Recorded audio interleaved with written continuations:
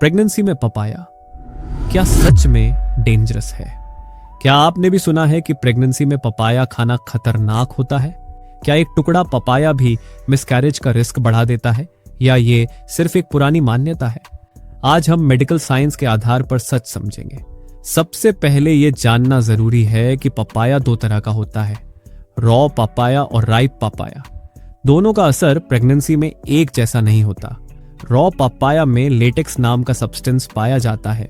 इस लेटेक्स में papain enzyme होता है जो यूट्रस की मसल्स को स्टिमुलेट कर सकता है। मेडिकल टर्म्स में कहें तो पपाइन यूट्राइन कंट्रैक्शंस को बढ़ा सकता है। प्रेगनेंसी के शुरुआती महीनों में जब इम्प्लांटेशन और प्लेसेंटा डेवलप हो रहा होता है, तब स्ट्रॉन्ग यूट्राइन कंट्रैक्शंस रिस्क पैदा कर सकते हैं। इसी वजह से डॉक्टर्स रॉ पापाया को प्रेगनेंसी में अवॉइड करने की सलाह देते हैं, खासकर फर्स्ट ट्राइमेस्टर में।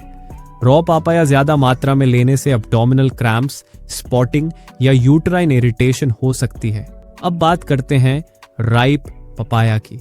राइप पपाया में लेटेक्स की मात्रा बहुत कम होती है और पपैन लगभग इनएक्टिव होता है। राइप पपाया में vitamin A, vitamin C, folate, fibre और एंटीऑक्सीडेंट्स पाए जाते हैं जो डाइजेशन और इम्यूनिटी के लिए फायदेमंद होते हैं। मेडिकल साइंस के अनुसार अगर प्रेगनेंसी नॉर्मल है और कोई कॉम्प्लिकेशन नहीं है तो लिमिटेड मात्रा में राइप पपाया आमतौर पर सेफ माना जाता है। लेकिन लिमिटेड यहाँ बहुत इंपॉर्टेंट वर्ड है। एक्सेस मात्रा में कोई भी फूड प्रेगनेंसी में रिकमेंडेड नहीं होता। एक और इंपॉर्टेंट फैक्टर है, हर महिला की प्रेगनेंसी अलग होती है।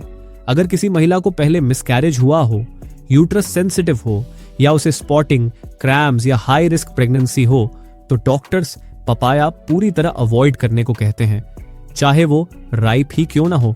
साइंटिफिक स्टडीज यह दिखाती हैं कि मिसकैरेज का डायरेक्ट कॉज राइप पपाया नहीं है।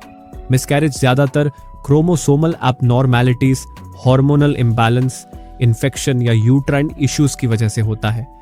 पपाया को इसका मेन कॉज मानना मेडिकली सही नहीं है, लेकिन इंडियन कॉन्टेक्स्ट में कॉशन इसलिए रखा जाता है क्योंकि रॉ पपाया और राइप पपाया में फर्क समझना मुश्किल होता है। कई बार पपाया पूरी तरह राइप नहीं होता और उसमें लेटेक्स मौजूद रह सकता है। इसी रिस्क को अवॉइड करने के लिए एल्डर्स और डॉक्टर्स पपाया मत खाओ कहना आसान समझते हैं। डॉक्टर्स क्या सलाह देते हैं? प्रेगनेंसी में डाइट हमेशा पर्सनलाइज्ड होनी चाहिए। अगर आप पपाया खाना चाहती हैं तो पहले यह चेक करें, प्रेगनेंसी लो रिस्क है या हाई रिस्क, कोई ब्लीडिंग या क्रैम्प्स तो नहीं। डॉक्टर ने कोई डाइटरी रिस्ट्रिक्शन तो नहीं दी। अगर डॉक्टर ने अलाउ किया है तो बहुत कम मात्रा में पूरी तरह राइप पपाया ओकेजनल बेसिस पर लिया जा सकता है। डेली या ज्यादा मात्रा में लेना सेफ नहीं माना जाता। पपाया के अलावा प्रेगनेंसी में बैलेंस्ड डाइट ज्यादा इंपॉर्टेंट है, जिसमें fruits, vegetables, protein, iron, calcium और फोलिक एसिड शामिल हो। किसी एक फूड से डरना या किसी एक फूड पर ज्यादा डिपेंड करना, दोनों ही सही नहीं है। कंक्लूजन यही है, रॉ पपाया प्रेगनेंसी में अवॉइड करना चाहिए क्योंकि उसमें लेटेक्स और पापेन यूट्राइन कंट्रैक्शंस को ट्रिगर कर सकते हैं। राइप पपाया लिमिटेड मात्रा में लो रिस्क प्रेगनेंसी में डॉक्टर की सलाह से लिया जा सकता है। पपाया अपने आप मिसकैरेज नहीं करता, लेकिन गलत समय और गलत मात्रा रिस्क बढ़ा सकती है।